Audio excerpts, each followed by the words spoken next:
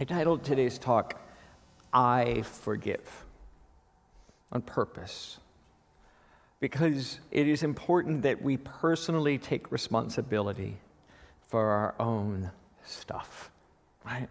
It is so easy to live in this world where it's always, that happened because they made me, right? That happened because they did this. I hear it from my 5-year-olds. I hear it out of my own mouth, right? I hear it out of my mouth. I hear myself, oh, you make me so mad. No one can make us mad. We react to other people's behavior, and then we call it their fault. Do you know how crazy that is? Do you know how crazy we all are? What we get to be in this moment is awake. What we are called to be in this moment is awake and conscious and loving, of giving the world what it truly needs, love. This quote from our own Maya Angelou: hate, it has caused a lot of problems in the world, but it has not solved one yet. Right? Not a single one. And yet we keep going back to this idea of hate as the answer. That if we stand against something loudly enough, strongly enough, violently enough, with enough ferocity, that will stop the pain of the world. When it's the exact opposite. What we're doing is resonating, vibrating with hate and attracting what? More? Right. The only thing, as Dr. King taught us a long time ago, that darkness does not drive out darkness. Only light will do that. And hate does not drive out hate. Only love will do that. But more importantly, I want to talk to us today about forgiveness. Forgiveness of others and forgiveness of ourselves. Because the way to create a future untethered from the pain of our past is to forgive, right? It is to forgive abundantly, recklessly, extravagantly, wastefully forgive, because we're doing it to create the world we all say we want, right? We have been inheriting the sins of our father, as Scripture would say, right? The sins of those who have come before us. And we are been taught, carefully taught, how to hate the people our parents hate. Yeah, right? How to fear the people our parents feared. And we watch, and I watch, as we teach it to the next generation. Well, I am consciously trying, and I know you all are too, consciously trying to interject something in this formula. And my answer for us today is radical forgiveness. Forgiveness of ourselves and other. Forgiveness till the point where you think you cannot do it anymore, double back and do it again. Because forgiveness is what the world needs. And it's what I need. This battle I talk about the us and them, and I talked to you 2 weeks ago about victim mentality, how we all live in victim-victor vessel or verity consciousness. Those ideas we take on in a split second that something is against us, and when we're a victim, it's happening to us, and we had nothing to do with it. Right? This miraculous consciousness that sees us, the world is against us, and they did something, and we are the recipients of, where we have no part in it. I see it in people I counsel. I see it in myself. I see it in our nation, in our politics. I see it in the world. I see it in our race relations. Look at it from a global perspective. Zoom up. Did all this happen when we think about 9/11 in the United States? I remember saying when 9/11 happened that we could absorb the pain without punching back. But that's not in the sins of our fathers. We punched back and we let 20 years in Afghanistan go on, a war for 20 years because of one day. But there was this belief, a collective consciousness, understanding that we did nothing to deserve that. When the truth of the United States is that there are many things we have done as a nation and in our name that have not been in the highest consciousness. Let's just put it that way, right? And that we need to ask forgiveness for. Let's start with the original sin of how we took this nation and the genocide of how we pushed people off their own land. And we have never, ever apologized for it. Let's talk about the sin of bringing people here to this country to be our slaves without their consent, and how we treated them, how we killed them, and how we subjugated them. Yes, it's like, hello, and we wonder why the African Americans who live in this country now are angry. Wouldn't you be? Yes. How about how we have treated LGBTQ, how we are treating trans people right now who are just trying to figure out how to live in their bodies and be the wholeness that they are, and we demonize them, we call them names, we pass laws that restrict them. How about what we have done to women in this country for centuries? How we have marginalized them and separated them. We need forgiveness. We need to say, I am sorry. And then if we go out to the globe, what have we done to other nations? Oh, I forgot one, because they're on this window here.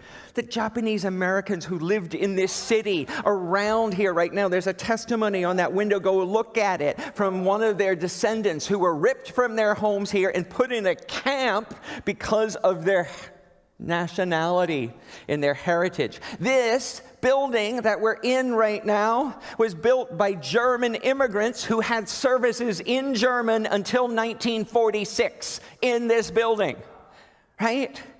We stand as a nation and have come together from all parts of the world to create this one nation under God. But where is the God in it? Is it the God of punishment and separation, or is it the God that I believe in and I know you resonate with, the God of love, the God that is love, not that dispenses love to the deserving, but that is love itself, that is the energy and the vibration of love.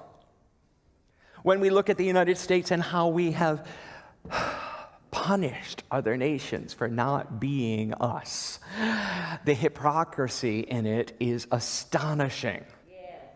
And we need forgiveness for that hypocrisy. No wonder people wanted to attack us.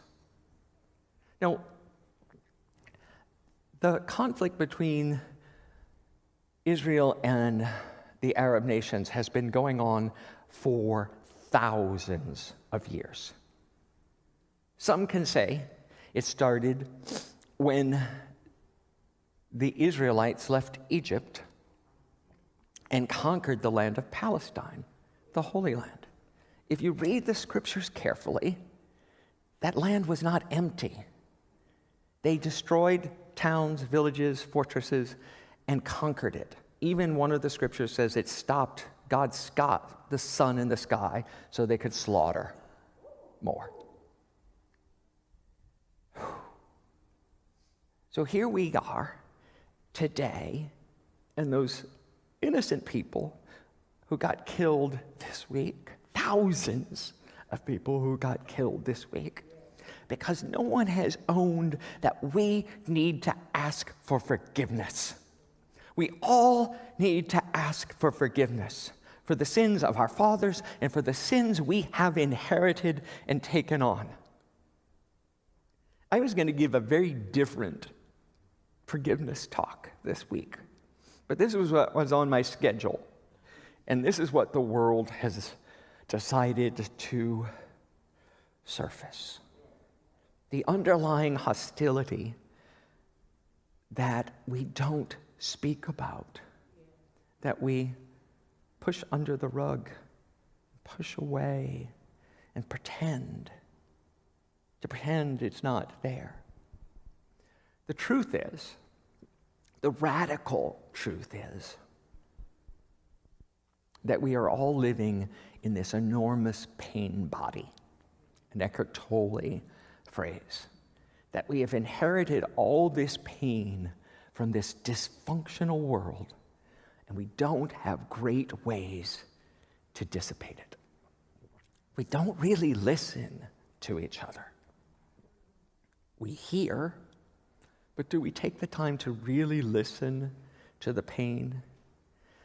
We go about our world, our lives, and yes, they're busy, and yes, there are struggles, and all pain is relative. The pain of your parents' diagnosis or death, the pain of your children's struggles in school and in life, the pain of your own diagnosis and your own are monumental when you're in the middle of them. And yet, we have an immense capacity we never tap. An immense capacity for compassion and love, to be with each other, to tell each other our stories, to tell the stories of how things were robbed from us, whether it be because of the color of our skin or our sexual orientation or our gender dysphoria or our wanting to express in a way that isn't considered normal by the rest of the world. And in some ways, don't get me wrong, the United States is an amazing bastion for all of that diversity. But it's not all that's going on here. And it's not all that's going on in the world. So we need to step up differently. Gandhi says this: the weak can never forgive. Forgiveness is an attribute of the strong. So what I'm calling on all of us to do today is to be ferociously strong, to be fierce in our commitment to forgiving what seems to be unforgivable. I watched last night, I went through all the videos I could find of the mothers and the wives and the women of Charleston, South Carolina at the Mother Emanuel Baptist Church who went into a courtroom, stared at the killer who had stood among them 2 days before and slaughtered 9 of their family members and their minister, and they forgave him to his face 2 days after that massacre. Now that is fierce love. That is fierce forgiveness. And we all have that within us. If only we would call it up. If only our world leaders had the strength of courage to say, yes, this was ferocious. This is an atrocity. I will not stand for it, and I will forgive you at the same moment. What a different world we might live in if we rewarded our politicians for the courage to stand up and forgive people rather than slaughter them. Right? If the women of the world would stand up, because you guys are so much wiser than us, man. Let's tell the truth. Women have always had the capacity to love. And that's why those of us who consider ourselves two-sexed, right? The two-spirit people of the world, from our indigenous friends who understand that when we can be male and female, and we all are male and female, when we have those capacities within us, we can call upon the wisdom of our grandmothers and the strength of our grandfathers and put it together in a new way. In a way that will serve this world rather than annihilating it. That will lift the people of this world rather than marginalizing and subjugating them and imprisoning them. No more prisons. Let us unshackle ourselves and others with radical forgiveness. Dr. King talks about it this way. Doesn't mean ignoring what happened.